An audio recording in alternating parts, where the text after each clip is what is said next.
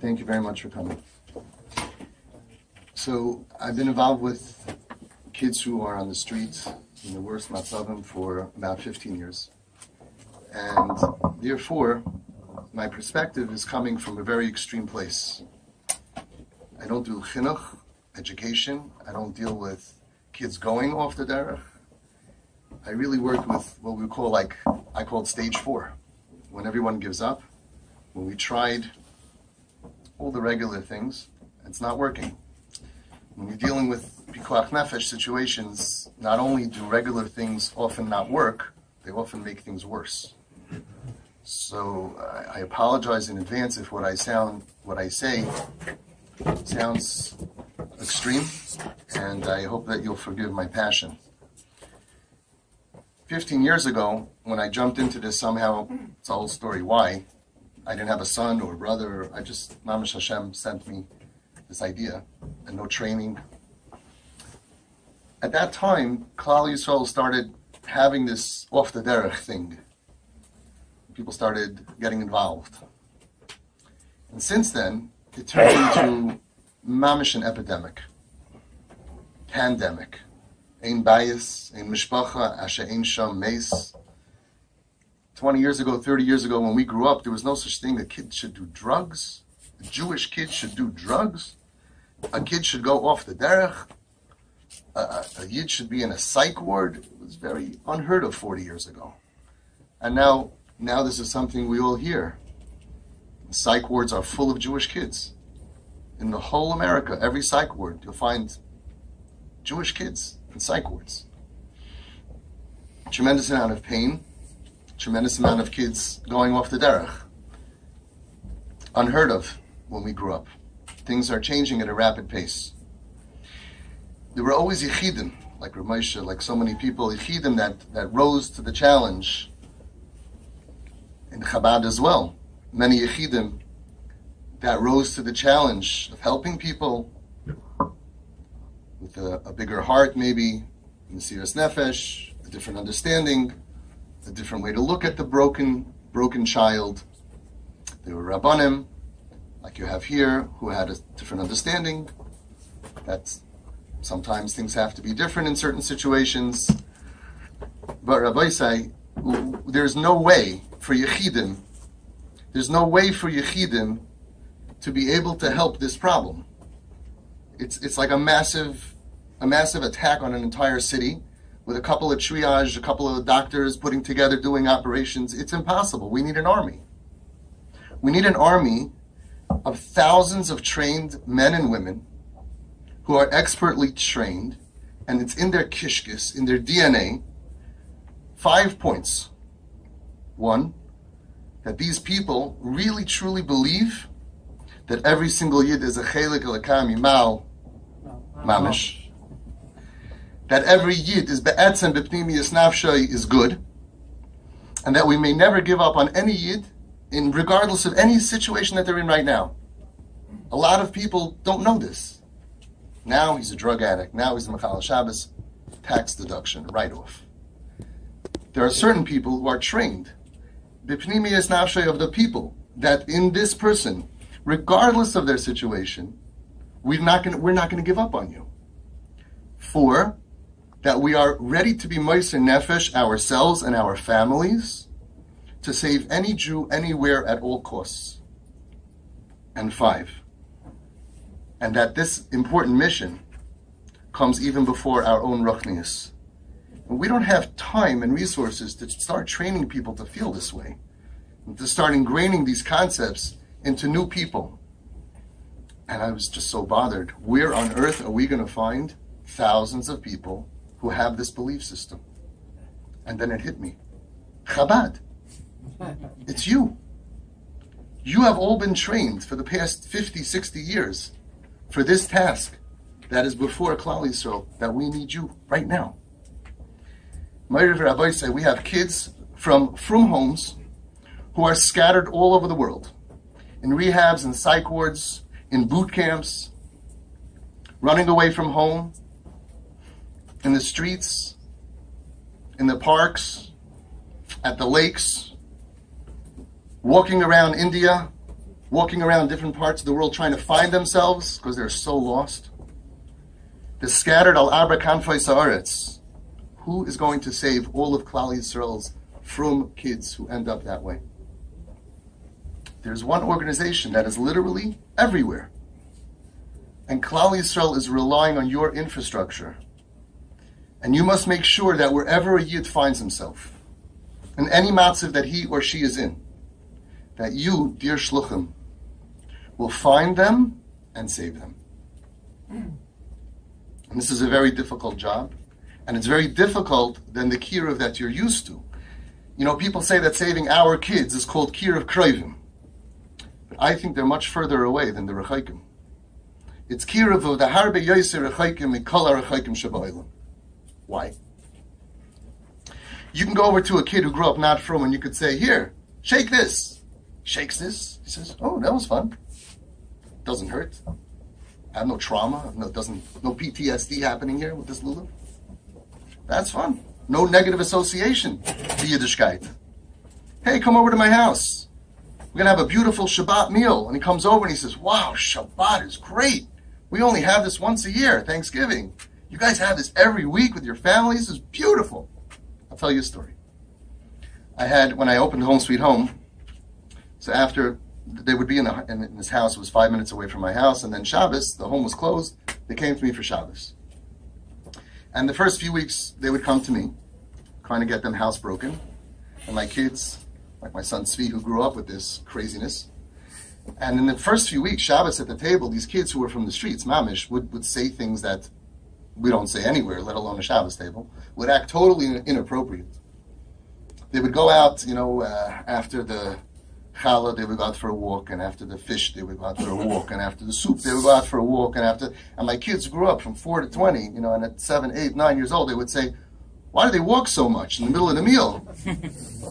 I said, well, they're very health conscious. And eventually they would open up the window and they would see outside, Tati, he's smoking.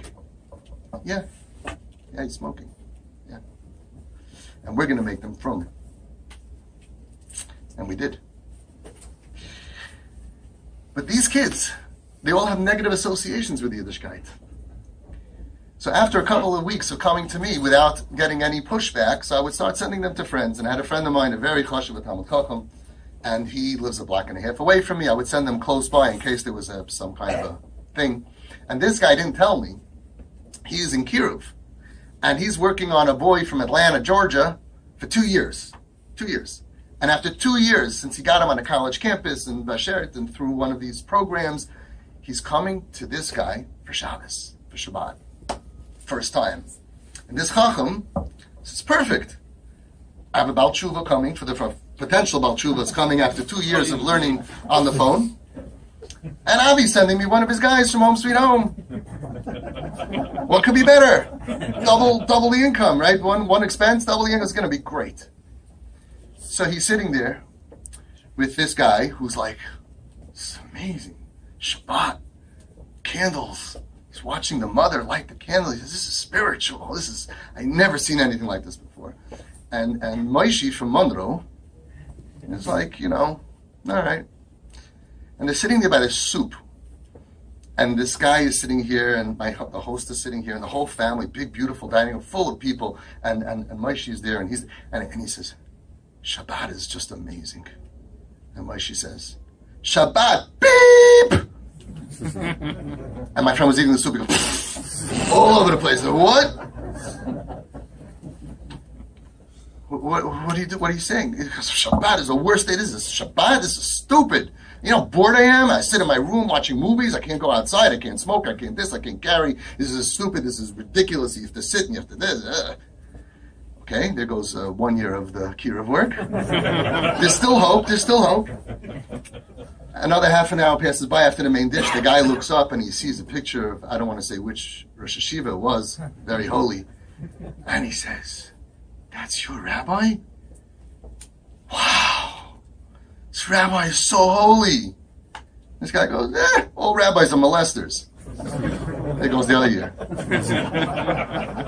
Kiruv Rechaikim is easy. That's a walk in the park. You're going to go sell something to somebody that never had a negative interaction with it, that thinks that, wow, this is a beautiful life. It is a beautiful life, right? Totally different than going to someone who's tzibrachin, who went through the system, who was thrown out of 10 schools, who many times shouldn't have gotten treated the way he got treated and saw things that he shouldn't have seen and all kinds of bad stuff. So I don't call this kir of krevim. I call this hatzalas nidachim. Hatzalas nidachim, we have to save those that are cast away. They're cast away from society, they're cast away from their families, and they feel, worst of all, cast away from Hashem. And as you all know very well, the Baal Shem Tov taught, essential part of Yiddishkeit is that it's the Ratzon Hashem lebal yidach mimenu nidach. That the yidach, the Baal nidach mimenu hu, the yidach. Lebal yidach mimenu nidach. I wanted to be ma'ir, it should say lebal nidach mimenu Yisrael. The Yehudi shouldn't be pushed away. Why do we call lebal yidach mimenu nidach? And the answer is that sometimes we could push away somebody a little bit. Healthy people are walking together. I was upstairs and the guy pushed me here and the guy pushed me here and the coffee goes this way and that's fine. But somebody who has broken arms, you can't even touch him. The person who feels like a nidach, who feels already cast away, we have to be so careful. With one look in your eyes, you can push him away because he's so broken. They're so sensitive and they feel so cast away.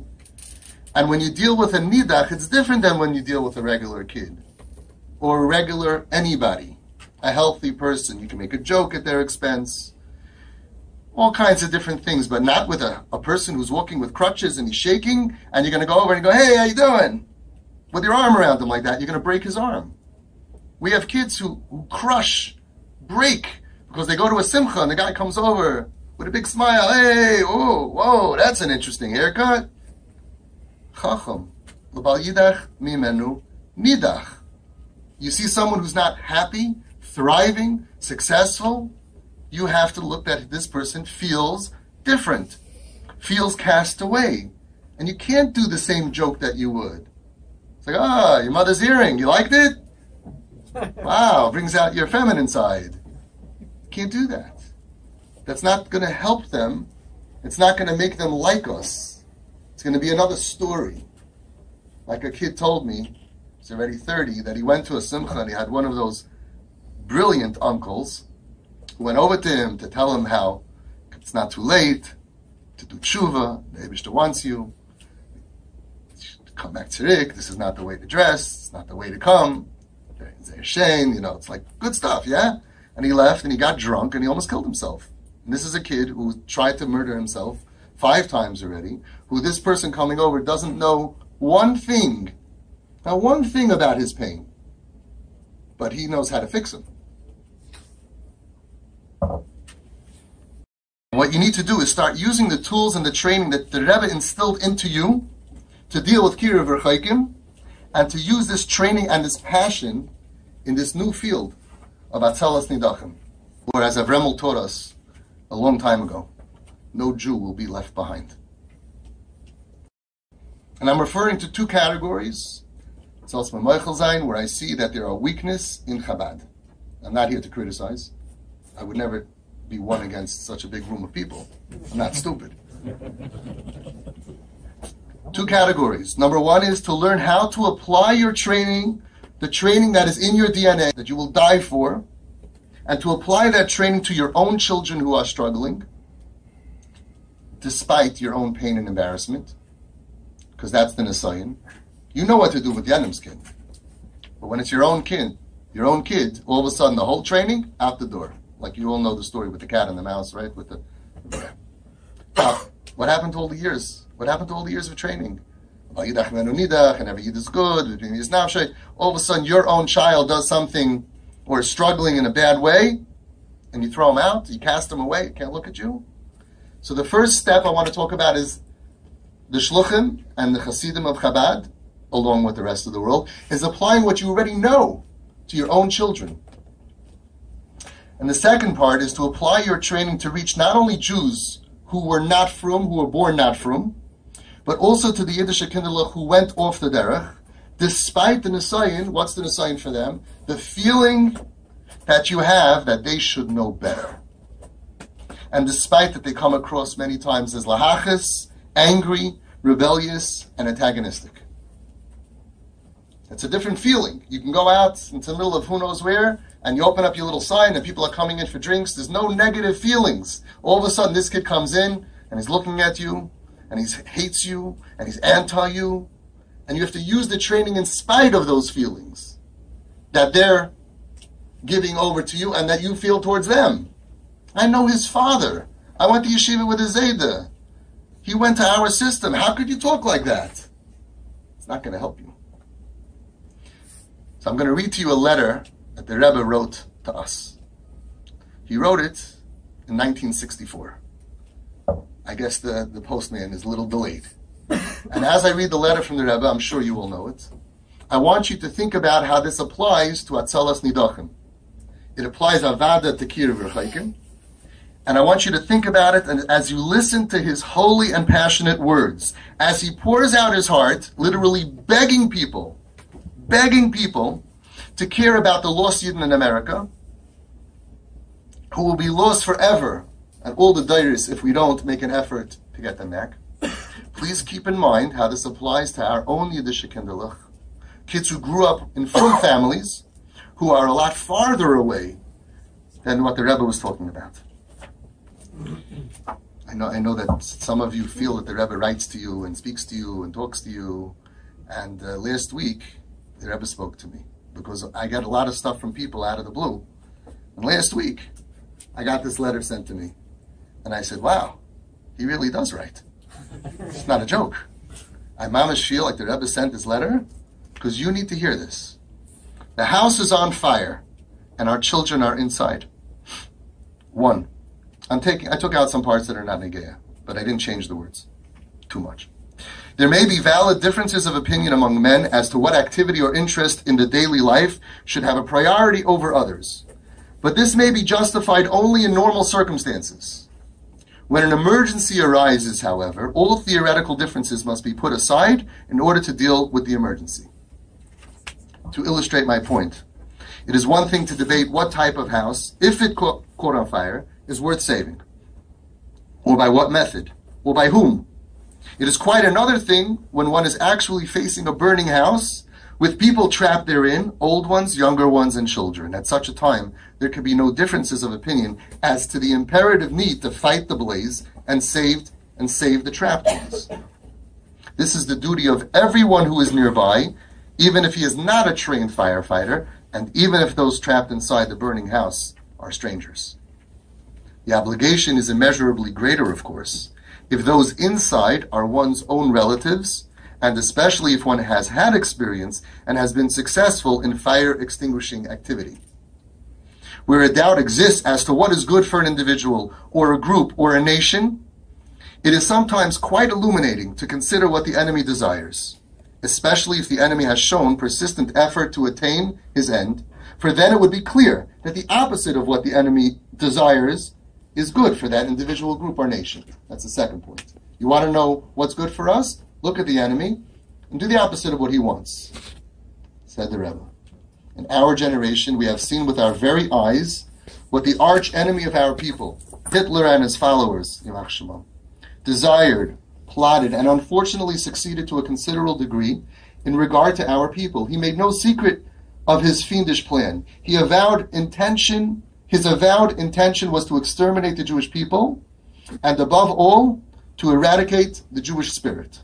Therefore, his first victims were Jewish books and synagogues, spiritual leaders and rabbis.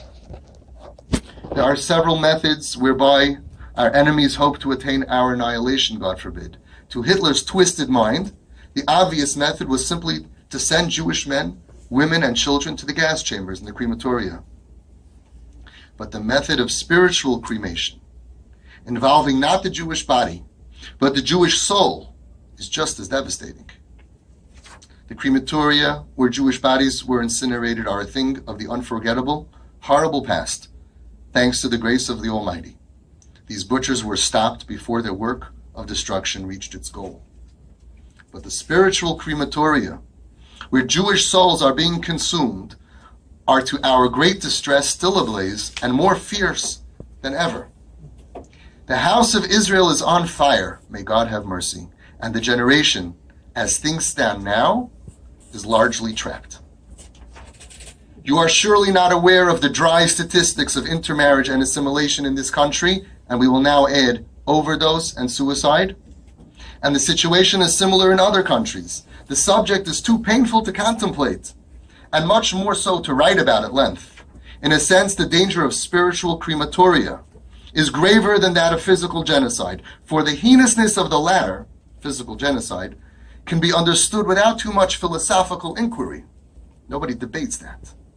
While for the spiritual extermination, there are certain groups which do not recognize this as a calamity, and certain groups even champion it in the name of freedom, equality, integration, and other misconceived ideals. In light of the above preface, let us, you and I, consider our position. Surely in the face of the situation as it exists now, and is deteriorating, all debates and philosophical speculation must be set aside. The existing emergency demands immediate action to save Jewish souls. This is the primary obligation of each and every one of us who desires to counteract the Hitler objective. This obligation is particularly imperative in regard to one's immediate environment where one has been raised. Listen carefully. Surely the daily newspapers cannot delude one into thinking that all is well and normal. The reports on juvenile delinquency and crime, the promiscuity among college students, the rising tide of intermarriage and assimilation, etc., surely must be a constant challenge to the decent and right-thinking young man, and should sting him into doing something practical, rather than engaging in some abstract topics or in some research, which is, as we all will agree, could at any rate wait for a while, whereas the boy or girl in the college cannot be left to wait, and unless helped and guided immediately might soon be swept away and irretrievably lost, God forbid, by the tide of intermarriage and assimilation. I want to update that last paragraph to focus on how these holy words are so prevalent to my message to you today. Let's rewind. Surely the daily newspapers cannot delude you into thinking that all is well and normal.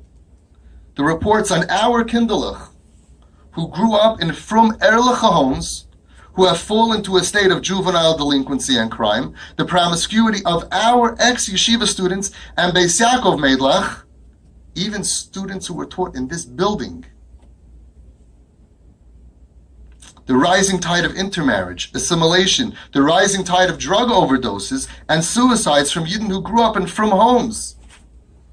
Rabbi Isai, last year alone, Tafshin Ayin Zayin, over 200 Erlicha parents buried their children.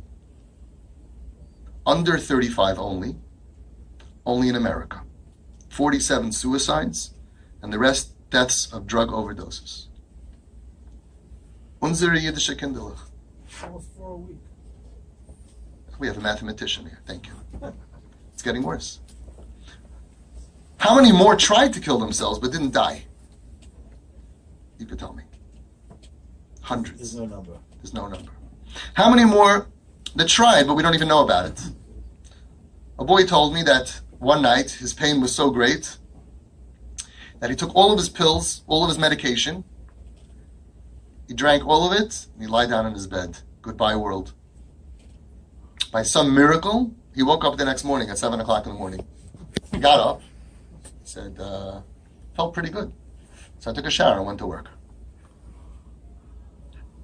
How many people want to die in our generation that end up not so lucky like this guy? And he himself ended up in the psych ward 5 times, where he wasn't so lucky for some reason. We don't know why those pills didn't take. How many don't want to die, but are so far away from this chiyus of life and enjoying life? In the last week, I deal with parents who have problem with kids. And in the last week, 3 people reached out to me with email and WhatsApp. Nothing to do with my business. Dear Avi, I don't want to tell you who I am, but I'm married, and I have X amount of kids, and I'm 35 or 40 or 42 or 32, 3 people. 2 of them, if I told you who their grandfathers were, you would jump from your seats.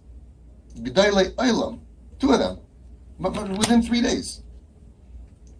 And they're married, and they're from, everything, right? I want to kill myself. I want to die. I have overwhelming feelings of I need to kill myself. Overwhelming. And I'm not going to go into the pratim of each one, but one of them I spoke to for a few hours on the phone from 2 a.m. till 4 a.m. through WhatsApp, through voice notes. And the other one was a guy who reached out to me. He said, you're the only person that could save me. I must speak to you. What am I going to say? No. So a guy comes, he's sitting in my office Friday afternoon from 1 till about 3. His grandfather is, it's not even, and he has 15 years of OCD and anxiety and going from therapist to therapist. And he's from the lucky ones who are married, stable home. And he just wants to die. And he's suffering and suffering and suffering and suffering. How much pain and suffering?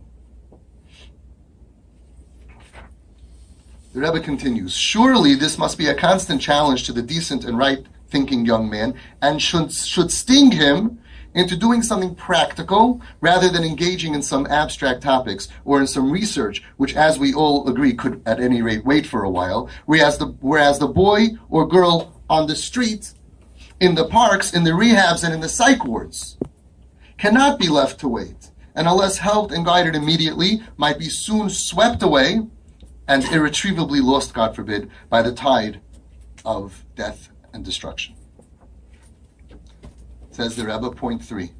Chabad exemplifies the right approach, and this will answer one of your questions, namely, what does Chabad aim at? One of the basic tenets of Chabad is Ahavas Hashem, that Ahavas Hashem, namely unity with God, who is not only the creator of mankind, but also the creator of the universe, is synonymous with Ahavas Yisrael. And the Ahavas Yisrael is not necessarily expressed in an attempt to save the whole Jewish people, but in helping even a single individual.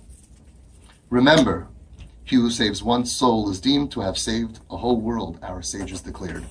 Indeed, the founder of Chabad himself showed an example of it. When a poor woman gave birth at the far end of town, Reb Shneir Zalman, we are told, took off his talis and tefillin and went to her dingy hut to light the fire and prepare some food for her. The Alter Rebbe saw no contradiction in interrupting his prayer to God, parenthetically, and be it remembered that the prayer, even of an ordinary Jew, if it is sincere and wholehearted, achieves unity with the Creator of all, in order to help a woman in need. On the contrary, such help is the best expression of being attached to God. The Rebbe continues, how can you, and I say this with all due respect to you, and dear Shluchim, I say this with all due respect and admiration to all of you, how can you sit idly by, surrounded by thousands upon thousands of fellow Jews who are starving for guidance and direction towards the right path in life, the path of Torah, Torah's Chaim? Can you turn a deaf ear towards the cries of Jewish children who, if denied immediate help, may be consigned to a spiritual crematorium, Rahman al-Itzlan, God forbid? Surely you should wish to dedicate all your energies and capacities to this life-saving work.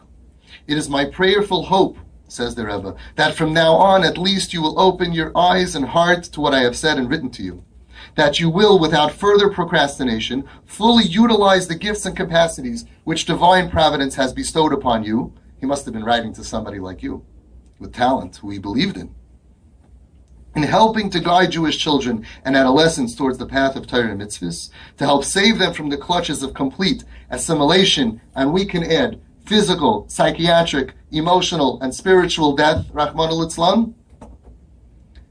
Ad kan divrei Rabbeinu. Chabad Shluchim. This is why I stand before you today.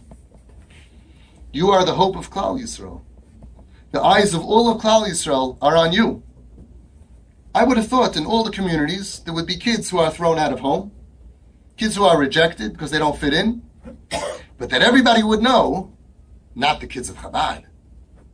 Chabad, the kids who struggle, enveloped in warmth, understanding, without pressure, without I would have thought you go to Monroe and you go to Lakewood and you go to Flatbush and you go to Queens, kids are on the street and they're in the parks and they're not wanted and they feel like they want to die and they're sent out to boot camps and to rehabs and to psych wards. Just Abi. Not in Chabad. I wouldn't have expected to get phone calls from tzaddikim like this. This family's throwing out their kid, and this family's throwing out their kid, and they don't understand the kid, and they're telling the kid that I don't care what you've been through, you have to conform to the house, otherwise arois. Chabad is not treating their kids and the problems the way that I would have imagined based on all of the training that you had about what a neshama is. How many Chabad shluchim are there that have a child, Rachmana litzlan lo yaleinu, that dropped out of Yiddishkeit, and instead of using all of their training to be makar of their own child, they reject the child and throw them out or make them feel so uncomfortable that they choose to just be somewhere else. Kids will be comfortable. If you make them comfortable, they will be home. There's no place like home. There's no food like mama's cooking. They're only not home because you don't let them be comfortable in their state, temporary state of dysfunction. The same chassid that would move to Siberia and eat bark off of trees for 40 years, because the Rebbe said that maybe you'll find a Jew by accident who's a half Jew and with one leg and one tooth, and maybe you're going to go ahead, you're going to go and hug him and accept him the way he is with all the problems and all the crises, and you'll be such a success, no matter how far bissen, no matter how messed up. He can curse God. After the Holocaust, the Yidden cursed God. Didn't the Rebbe give an aliyah in shul to a Machal Shabbos b'Fahesia? Didn't your Rebbe do that? And people would curse God. Nothing, doesn't matter what the wall is between me and the neshama. That's what we're here for. And they would use incredible tools of patience and love, and that same Chabatsker, the same training, with the same training from your Rebbe, will allow this neshama to leave the shelter of his home. Pilei Playim. You do anything to run after a neshama, and he's in your house, the account is in your house, right? And you let him leave? To where? To what? So 5 years later, some other Chabatsker is going to find him in India and say, wow, I just did great Kiruv. This kid, I went to yeshiva with his father. And he's going to look at him with such love. 5 years later, eating treif, and the guy's not going to have any problem. He's not going to reject him because that's his training. Maybe he'll find the right guy. He's in your house now. Why are you sending him out? That maybe somebody will find him. And of course we understand why you black out. It's the pain. The pain of the parents that causes you to make this mistake. But it's still a mistake. And the parents who are getting hit with this terrible nisayon need to remain steadfast and strong in the face of such terrible pain, frustration, and embarrassment. And these parents need to make a hachlata. That's what you guys call it, right? We will not lose any neshama under any circumstances. We will not let a Jew slip out of our grasp. We will never follow advice that results in the fact that our children will end up feeling rejected. And we will follow with Mesiras Nefesh all of the teachings that the Rebbe taught us, even in the face of such a great nisayon. Where do you go for help? To a therapist. Where does the therapist get the training from? The professor. Where does the professor know what to do? From the Rebbe? Everybody's running to therapy. I'm not anti-therapist. Therapists are fantastic to help you deal with your own problems. When it comes to the sugya of how to deal with a troubled soul, you go to a therapist, and you go to a doctor, you tell the doctor, my son has 101 fever. A month later, my son has 102 fever. A month later, my son has 103 fever. You keep going to the same doctor? The therapist, even the frum therapists, are following a prescription of richuk. Rules, consequences, and boundaries. Because it's made for the goyim, for their children. I don't know if it works or not. I don't care. That's not my job. But it doesn't work on our kids. And you go ahead and you mafkir everything the Rebbe taught you, all your DNA, all the blood that runs through your veins, because you paid a copay of $15 to a nice person, an erlicha person who's teaching you what a guy taught people how to deal with a rebellious child. Up in smoke. The therapist said that if you're not home by 12 o'clock, we lock the door.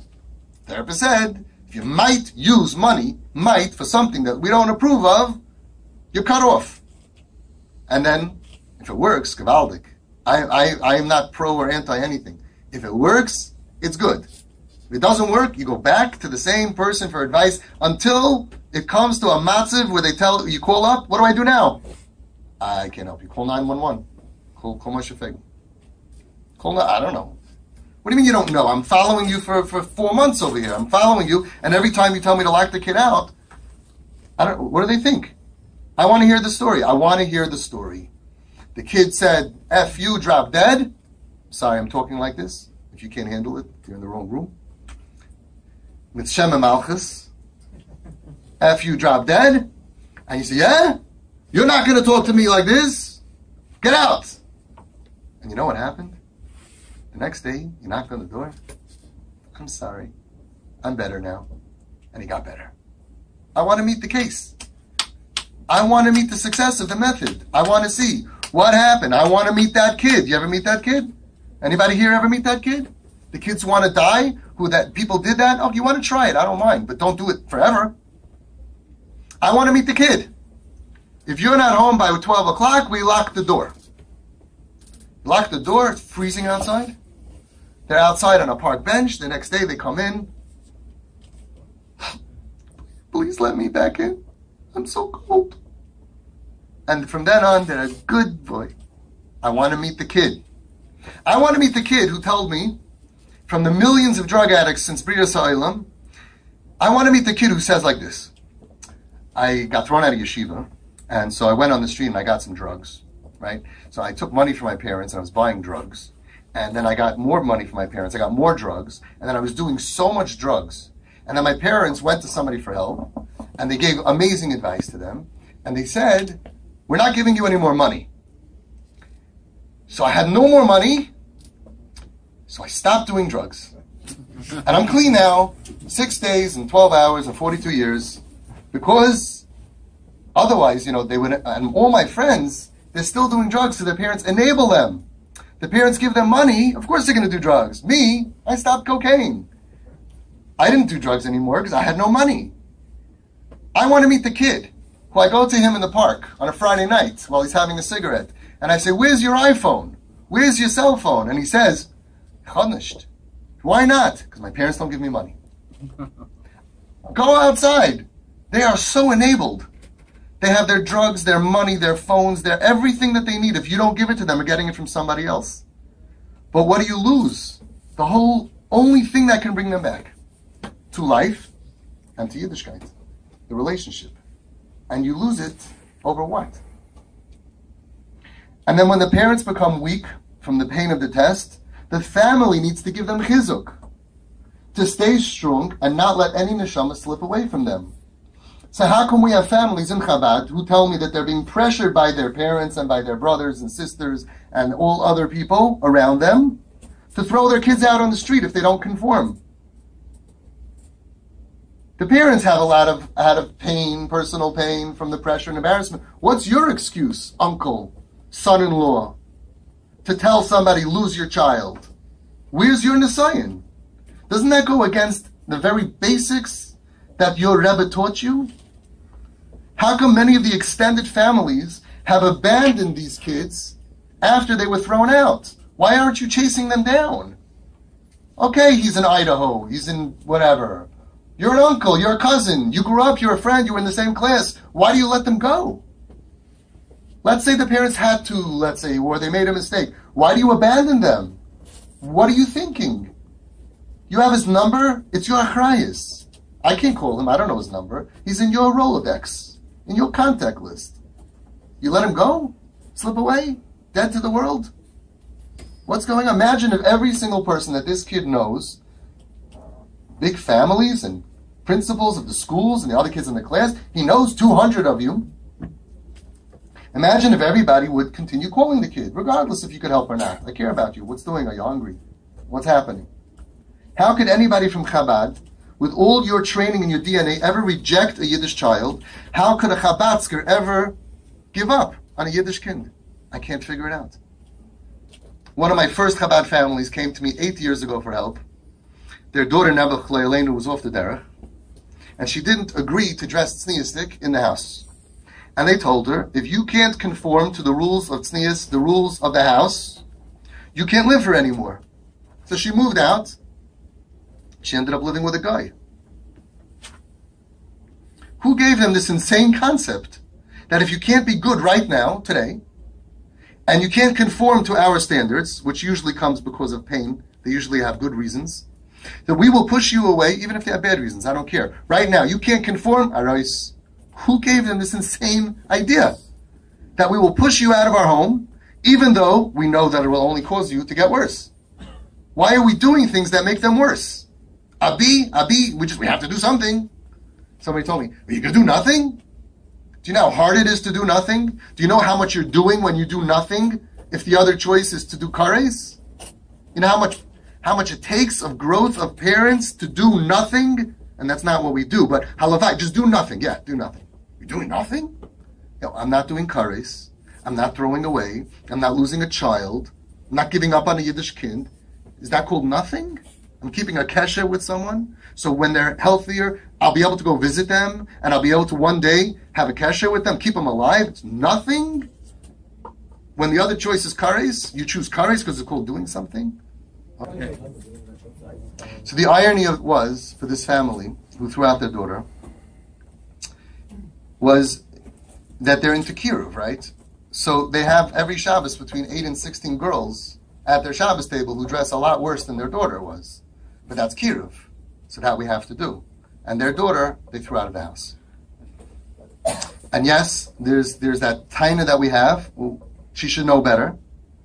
But it doesn't change the fact that there's a way that you can win her back, and there's a way that you can't win her back, as you all know. Yesterday, the Rebbe said, in Dvar Malchus, told us Tavshin Ayin Ches, Madua Rotza Yitzchak Levarich Es Esav Benoi, Him Lo Yada As Reshusei HaGdoila. Mamash yesterday. Why? He was talking about their own son, right? Why did Yitzchak want to bench his son Esav? He didn't know how bad he was. Avoidas Yitzchak Hoysel Agalis Shegam B'Mokoim Shenira Reik Mikdushas Shel HaKadosh Baruch Hu Hine Al Yedei Chafira Ba'omek. I skipped out the middle, but you understand it. Megalim Gam Shom Netzoytzei HaKdusha. V'al Pi Zeh Yuvan Zeh Sheberech As Esav. We can understand why he wanted to bench Esav. Mishum Shekavanasei Hoysel Agalis Shegam Eitzel Esav B'Noi Shebechitzoynis Nira Sheroche Kula Gamri Mi'avodas Hashem Hine Al Yedei Chafira V'Avoda Kosha Yichoylem Legalis Shebipnimiyus Nafshai Harihu Kosher LaAvodas Habayre Umizeh Hoyrol Eilenu, and this is teaching us She'im Gam Eitzel Esav Harasha, even by Esav Harasha, Osak Yitzchak Legalis as Pnimiyus Nafshai Ulekashroi LaAvodas Hashem Hari Advarim Kal V'Choymesh Etzichim LaAvoid Gam Im Elu Hanirim Kirachoykim Mitayre V'Avodas Hashem Ulegalois es pnimius nafsham sheyeshuvu lederech avoseinu.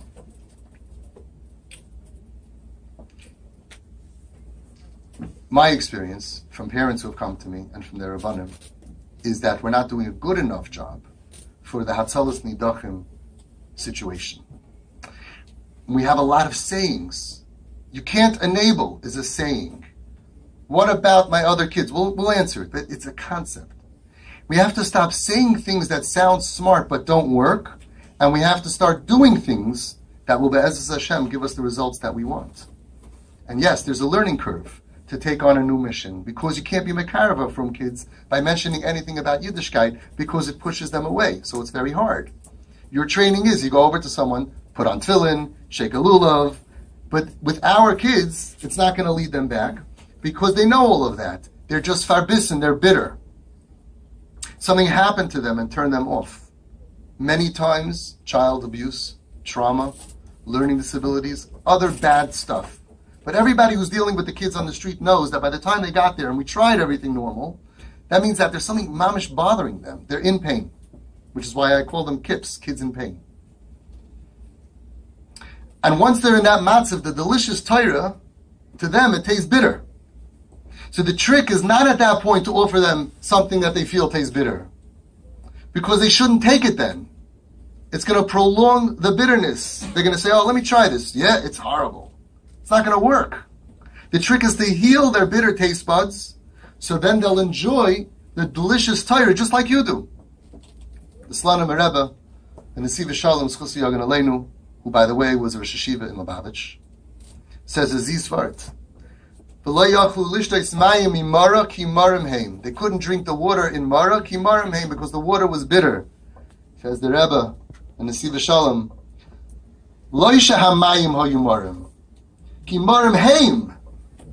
The people were bitter. Torah is delicious. A kid who doesn't think that Torah is delicious, the trick is not to tell him, come, let's learn Tanya. He knows it by heart. The trick is not to tell him, come put on tefillin. It makes him feel terrible.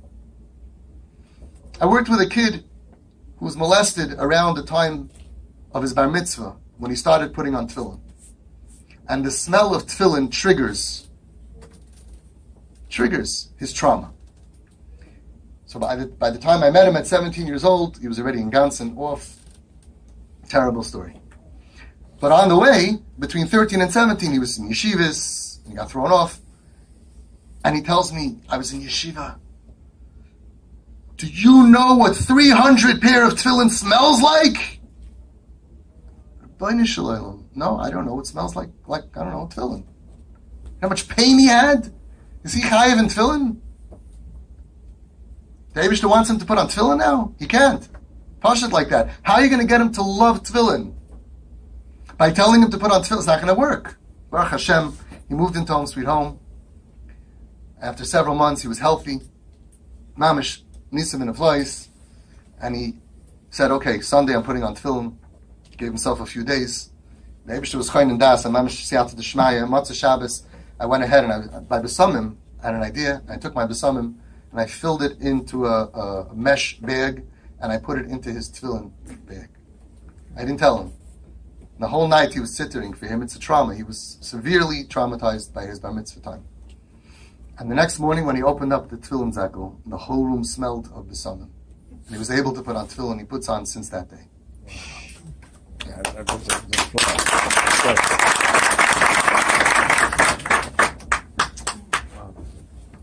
One year later to the day, he went back to the yeshiva that he was thrown out of 2 years before, and we made a graduation 1 year to the day, and he went back to sit and learn yeshiva. The yeshiva said that he's out of yeshiva ready for a couple of years, so I said, good, so you'll sit him next to you, and he did, and he had a seat next to the yeshiva. And there was no kiruv. I didn't have shachris, mincha, marev, there was no davening, there was nothing Yiddish in home sweet home. It was about, I like you, I believe in you, I trust you, you can't do it, I get it. No pressure, not pushing. When they're healthy, they'll do it. When they're not healthy, and you ask them to do something, you're just prolonging the farbison of brokenness. And you're making more empowered. There goes another year that he's not going to come to a Shabbos meal, because you told him it's super important to wear this. Stop telling people what to do. That's not what we do. A guy who grew up Reform, and you tell him, can you put this by the Shabbos table? It doesn't hurt him. He's like, oh yeah, sure, why not? But it hurts him. He knows what a yarmulke is. Don't ask him, why don't you? How about you? Maybe you should. It doesn't work. And it makes them further away. They need to know that you love them, that you accept them the way that they are, that you trust them, and that you believe that they're not bad. If you see somebody doing something terrible, and you know that this person is good, then you right away trust them. I know that there's a reason why this is happening. I don't know why. I don't need to know why. I trust you. And therefore, if they're not bad, and they're doing something bad, it must be that they have a reason. You understand that you don't need to understand. You don't need to become a genius. We must never look down at them. We have to be mechabed them and deal with them with honor, with respect. We have to stop asking Narasha questions. How come they need to do this? Why are they doing this? What does this haircut do for you? Why did you have to get a tattoo? What does it mean? Why are you dressing so strange? You feel good when you shave half your head. Making your hair blue makes you feel better. We have to stop asking Narasha questions and just use your tools that you know work so well. By the way, these examples that I'm giving you all happened in here, in your place. Not everybody, but these are true stories. And you know that even the angriest, most bitter atheist can be won over with your warmkeit and love. Chabad is not about armchair philosophy. Chabad is about taking action. Chabad is not about wondering why something is broken. Chabad is about fixing it. In the time that some people spend 5 years having a vikuach, well, maybe we should this, maybe we could have already been mekarev thousands of kids, of these lost souls back to Hashem. We have to stop thinking and start doing, and we have to close our minds and open our hearts. As the Rebbe said, to be kind is more important than to be right. Many times, the Rebbe said, what people need is not a brilliant mind that speaks, but a special heart that listens. And what did the Rebbe teach you? What's the first way to reach out to somebody? Is by doing a toiva to him? The Gashmis. And usually right away, you start the Ruchnis, but they're so broken, you can't go right away. Stick with that. Stick with doing a toiva begashmis. Show them that I accept you. I don't have an attitude against you. If they're not behaving properly, then pointing it out will never bring them back. And please remember that criticism and rejection are not words in the Lubavitcher dictionary. They're concepts that were introduced to Klal Yisrael to kill us. Buy them their jeans? Questions later? Ramesha Feller, a Chabad Shliach in Minnesota, was asked to write an article to a newspaper to explain what Torah does to a person. And he wrote, when a person faints and loses his conscience, they say that you need to come close to his ear and scream his name in order for him to help. In the same way, when a person is far away from Yiddishkeit, you need to scream his name and tell him, you are a Jew. Rabbi Feller sent the article to the Rebbe in order to get his opinion, correction, and proofs. The Rebbe read it and corrected just one word. He underlined yell, and he wrote above it, whisper. Don't yell at the person. Whisper. How do you wake up a person from religious fainting? How do you approach somebody who is disconnected? Don't scream at him and tell him you are wrong. Don't roar your opinions, but whisper, because you entered a delicate place, his neshama, his soul. Don't be brutal in your approach, but do it with love, with caring, and peacefully. Again and again, the Rebbe taught you in every sikh and every mimer you open up, wherever you open up, that the only way to help save our youth is only through acceptance, positivity, varmkeit, and kiruv levavos. And the Rebbe specifically taught us that if you treat someone negatively and you use the Torah as an excuse, there is always the doubt that perhaps you made a mistake in your assessment of the situation, or that personal factors were involved, especially when we're dealing with a family member. You could be motivated by shame, by pain, by gaiva, if it was a Talmud of yours or someone in your yeshiva.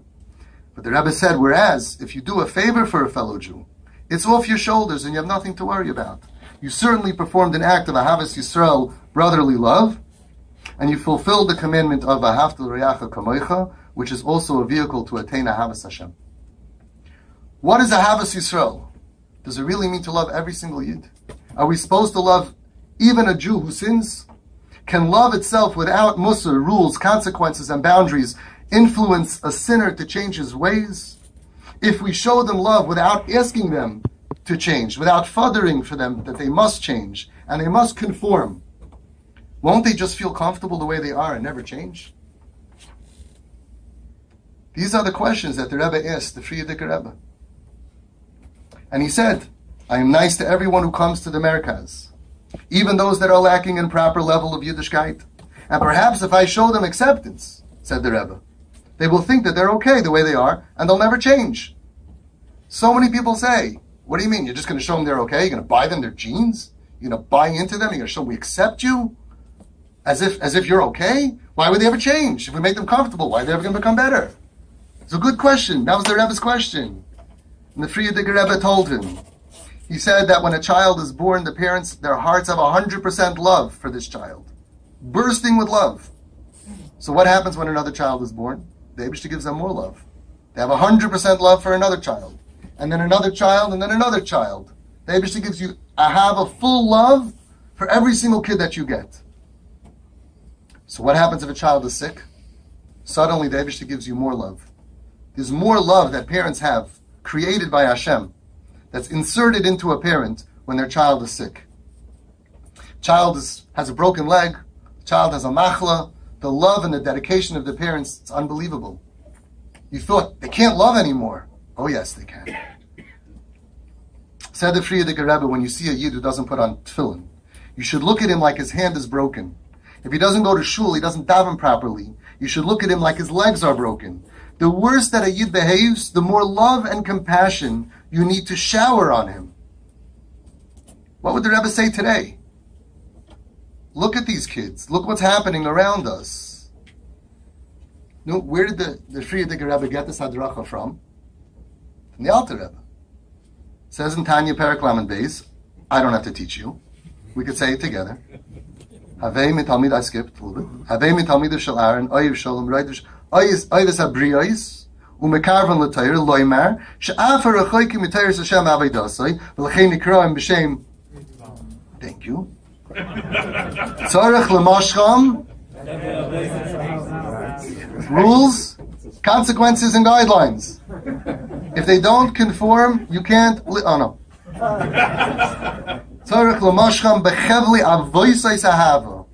Your question, buy them this and that. I'm not going to tell you what to do. Just do what he told you to do. I don't know what it is. Make it work.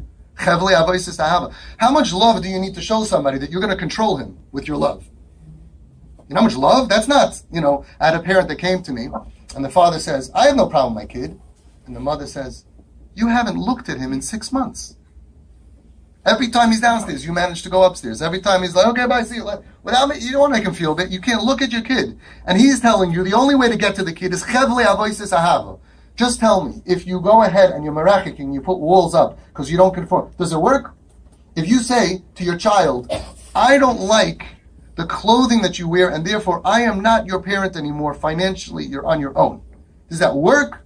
Are you going to get chevli avoisis ahava? Absolutely. And in Chabad, you're asking me if you could buy your kid jeans? I see shluchim wearing jeans. The kulei hay v'ulai yuchal lekarvan l'tayr v'edis Hashem v'hein loy hifsid mitzvahs ahavas reim. The Alter Rebbe ends off with v'harachmanus mivateles hasina u'moireres o ahava kanoida. When you feel like you hate this child because he's rebelling against your family, the rachmanis that you have for his soul that lost its way, regardless of, usually it's what people did to them, but let's say, yeah, he's totally wrong. Rachmanis, that he's not able to enjoy what we have, should create such ahava for this child. And then you have that new love that you can use to heal him. The rachmanus mevateles hasina umoireres ahava. Some parents, you say, I don't love this kid anymore. So have compassion and mercy, and your insides create, like inside there's like a factory, and you will feel new love, because you need a lot of love to get these kids. There are Chabad families whose kids are with Goyim. They want to marry Goyim. They're living with Goyim. You need more love, not less love. The Rebbe and every Rebbe, the only medicine they ever came up with was love. And the greater the cancer, the more deep the radiation and the chemo has to be. So we water it down. I'm not coming if she's going to come, and if you're going to let him come with her, we're not coming to the wedding. And then, so we're losing the account. In the name of whom? The Rabbi say, you know all of this already.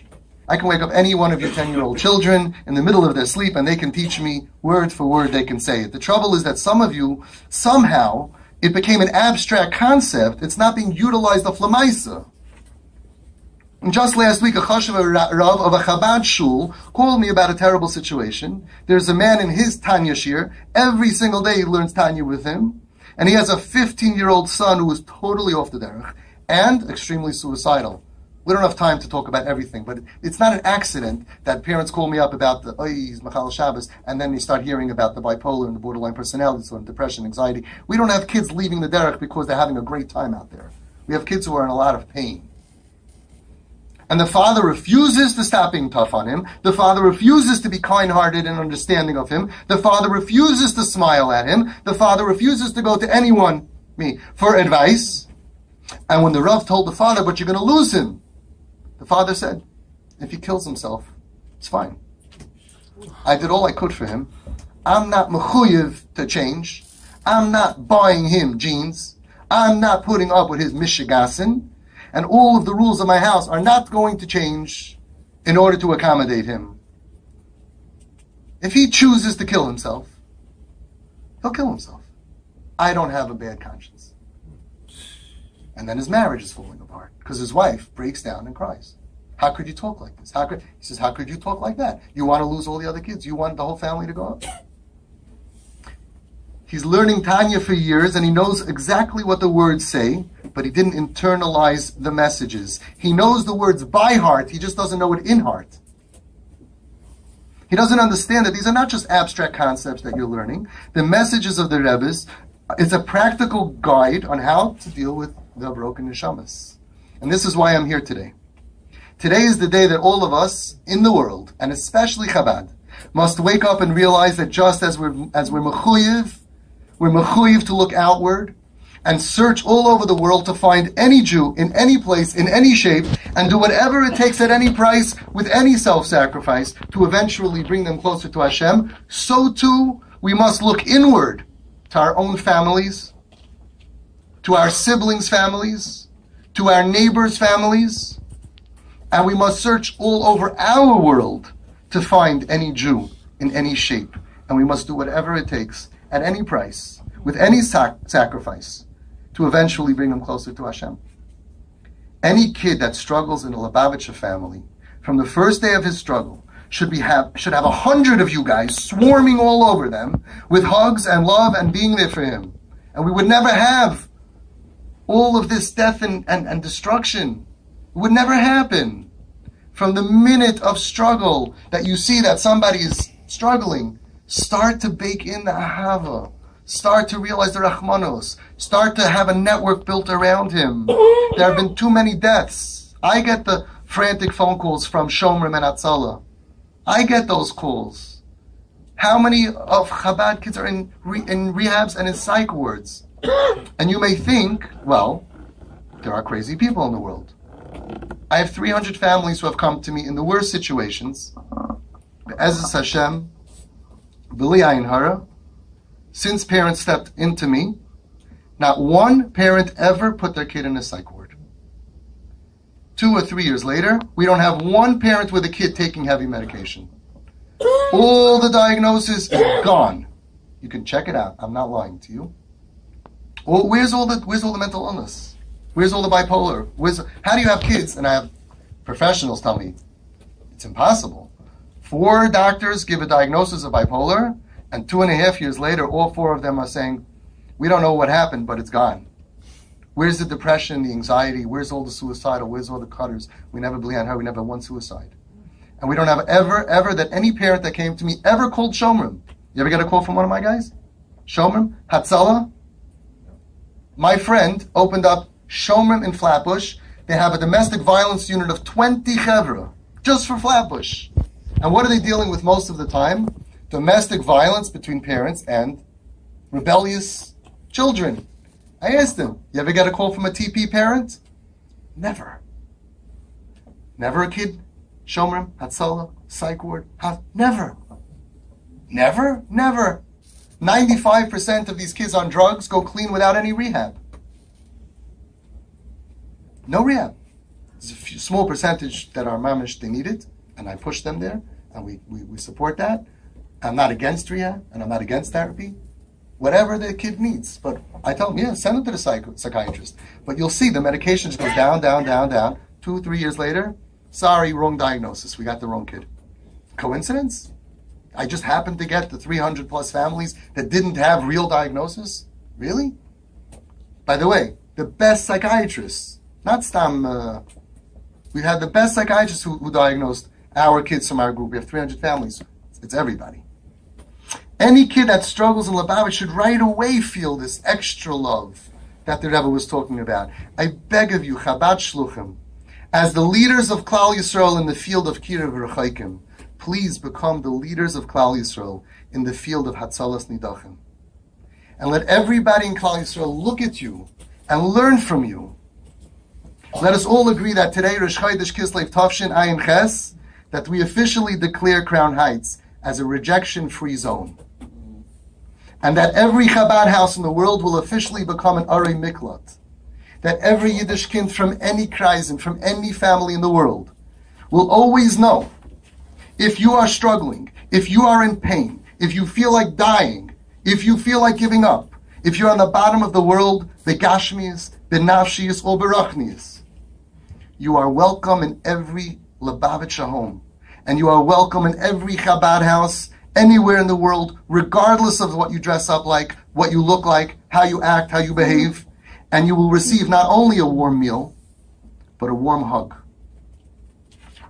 And let us stand together and declare in one voice, dear beloved children of Klal Yisrael, from Borough Park to Lakewood, from Queens to Long Island, from Chicago to LA, and from Bells to Young Israel, even if chas v'shalom you are rejected by your families, like the thousands of kids roaming the streets, crazy. It's like in the ghettos, like in the Holocaust. We have thousands of kids that are not comfortable being at home. Even if you're rejected by your family, you will always be warmly accepted by our family, because all of you are truly one of us. Why is this? You know why? Because we firmly believe 5 things. That every single Yid is a chelik elokay mimal. Very shach. I could speak to Litvaks for that response. That every Yid is essentially good b'pnimiyus nafshay. That we may never give up on a Jew regardless of their current situation. That we must be moiser nefesh ourselves and our families to save any Jew anywhere in the world at all costs. And that this important mission comes even before our own ruchnius. And this comes from a Zohar HaKadosh in Parshas Truma. The one who is righteous must chase after the sinner. It's a chiyuv. Be willing to pay a high price, time, money, effort, in order to acquire him, to win him over, to bring him back. To cause him to purify himself from his spiritual filth. To subdue the evil powers of Satan.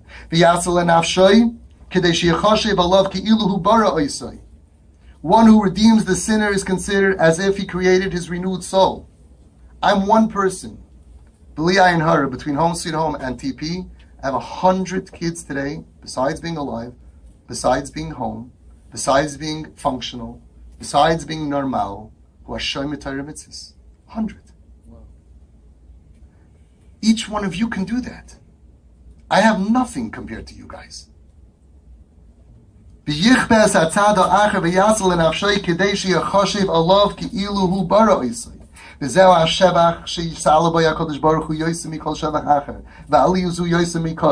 great accomplishment of bringing back a lost diamond to Hashem is more precious than any other service that you can give to Him. More chashuv than tefillah, than Torah, than avodas Hashem. More chashuv than everything. Ma'atam, you subdue the forces of the evil Satan. And I think it's even more for the one who grew up here and ended up on the other side. Because they're already cashing in, that kid. And when you could take that away, when you could take back that kid and bring him home, it's even more chashuv. And what you do for the parents and for the zaydis and for the aunts and the uncles, unbelievable.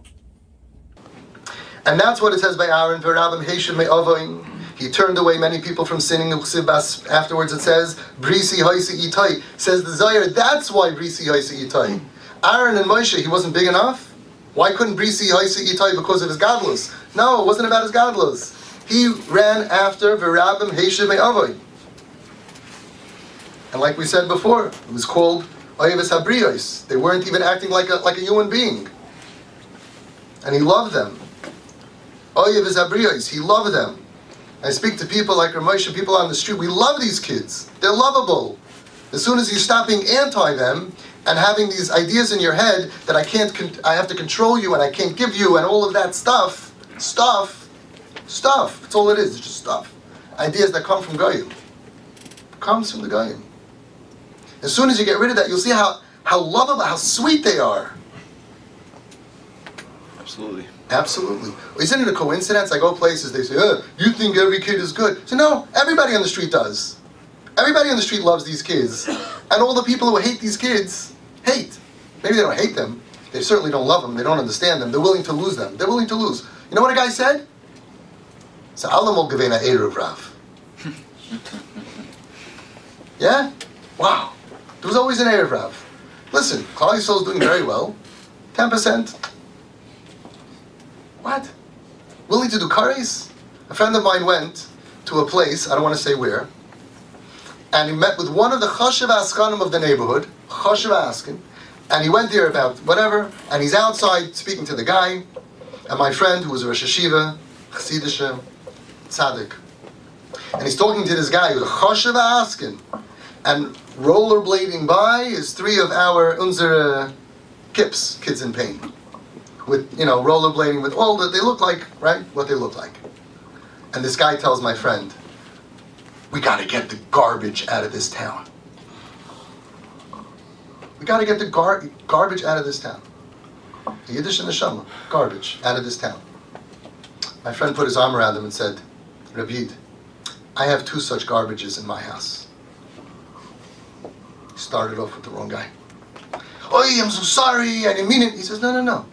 Put his arm around him, let's talk about it. Garbage? How does people in Klal Yisrael so holy that you can say that a Yiddish kind is garbage, and the people on the street who are picking up garbage, and we look at them, we see they're diamonds. What happened over here? It's not a coincidence that every guy on the street sees their beauty, because if you can look past the activity, yeah, if you go over to the kid smoking on Shabbos and you say, he'll bite your head off. But if you can go over and you can give him a hug and you can see past the external behavior, you're going to see a diamond, a sweet and usually very smart. We're losing our sweetest, smartest kids because of pain. It says the Zohar HaKadosh, Kol mi she'oiches b'yad harasha u'mishtadel b'ilaziv derech ra. Anybody who seeks out the sinners and leads them by the hand, u'mishtadel, just for hishtadel, you're trying to remove him from his evil path. Nobody else goes up to these 3 levels. He causes the power of Satan to become weakened. He causes Hashem's glory to be magnified.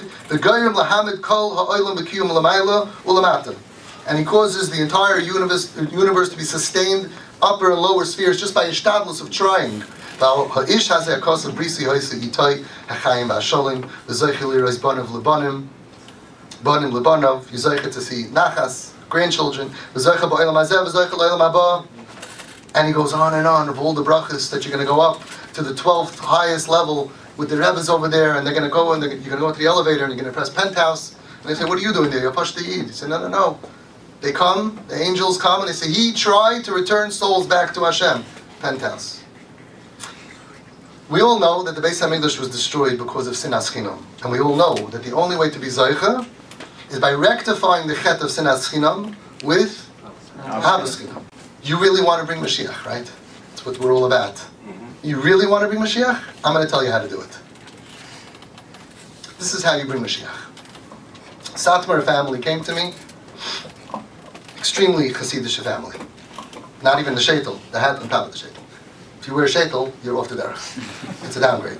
It's confusing. Okay? They have a 15-year-old boy, extremely suicidal. He was the top kid in Satmar. Top kid. The top boy. All the years. And breakdown somehow, whatever, they don't know why. He's acting like a meshugana. 15 years old, happens all the time now. Going around the house in his underwear, cursing, F, drop that, kicking this little 2-year-old playing with something on the floor, goes over like Godzilla, kicks the kid, kicks the stuff, put cheese in the chillin'. Destroying a family of 8. You can't live like that. All the kids are suffering. Everybody's suffering. And they go from one therapist to another therapist, and they put more rules and more boundaries, busting through everything. I want to die. Take me to a bridge. I'm going to jump. I'm going to kill myself. And the father went over to him once and he said, Shefel, what can I do for you? What could you do for me? You can die. F you dropped it. You ever heard such a thing? He needs more patch. He needs more rules. So they went weiter and weiter with the therapist until they were told, throw him out, there's nothing you can do. Chazdei Hashem, they came to me. Some of you will hear things that I do that are extreme. You know why? Because the situation is extreme. Somebody went over to a very choshev Rav and said, you're backing that this family with a boy wants to marry a guy, and they go to Avi Fishlov. So you're pro-intermarriage? True story? Meshuggah. We're trying to get the boy to not need to do that. What's your idea? You have a better idea? You're going to cut him off? They're getting married tomorrow. Sofa bli ein hara, nebishes weiter helfen. Every single TP kid that got married from Kadas Moshe Yisrael. I go to the weddings. Not even on a beach. Chasanos. Cost the parents a lot of money. They're not so happy. Like all the other kids, Tferes Rivka, all the regular chasanos. Bli ein hara, every one. And people make up stories. A guy called me up, I'm so angry at you, tinus on me. I'm like, what did I do? He says, you were Masada Kedushin between a Yid and a Goy. I said, really? I didn't know, I don't even have a kapata. I don't do Siddur Kedushin. No? Never happened? Never happened.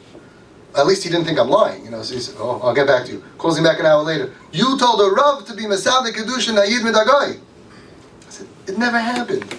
For 2 years he's harboring bad thoughts until he had the koyach to come and call me to yell at me. It never happened. Why would I do that?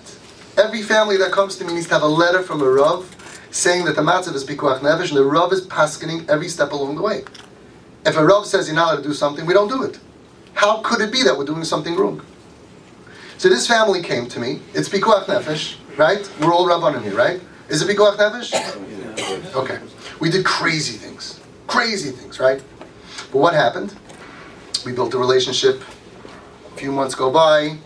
No medication, not suicidal, starts becoming pleasant. Another few months go by, another few months go by. I want to go to school, not going to a Jewish school, I'm going to public school. Parents say, okay. Took a test, the kid is brilliant off the charts. Went to a public school an hour away to the highest. And the father, who's a tzaddik, who's a busy guy in business, who tries to make a living, and his main hours are morning, drove Kimat every day to drop off the kid in public school, and or to pick them up from public school every single day, to hear about the day and to talk, to bond. How's it going to happen if you're not involved in their lives? They gave up everything, time, money, energy, unbelievable. Unbelievable. 3 years later, this kid does so well that a college in a different, I don't want to give away details, far away from home, a college saw how good, we're paying for you to come tuition free to our college campus, and they paid for the flight. And this Yiddish kid is all alone in the world, ripped away thousands of miles away from home, surrounded by Goyim, who are having a good time, who accept him exactly the way that he is. Who's there for him? Chabad. Shliach. Campus. Finds the guy. You could tell who the Jewish guy is. He's the one who looks really angry at you when he sees you with a beard. Pretty easy to find. Say hi. And people say hi. Not you. Hi. Hi. Not you. Hi. You. Starts talking to him. Maybe come for a meal. Not interested. Come for a meal. Not interested. Come. Okay, maybe a couple of weeks. Couple of months. And this Rosh Hashanah Yom Kippur, this boy was in shul. Why? Because of Chabad. 5 years of being estranged. If you go through the whole thing, 2 years before and then 3 years after, this kid wasn't in shul, and he was returned to his father in heaven because of you. You want to know how to bring Mashiach? In my Twisted Parenting group of about 70 parents, I knew that we're close to Mashiach. I felt the footsteps of Mashiach when I had a Satmar person with a heavy accent say, Beroiv Am, Burech Hashem Far Lubavitch. That's how you bring Mashiach.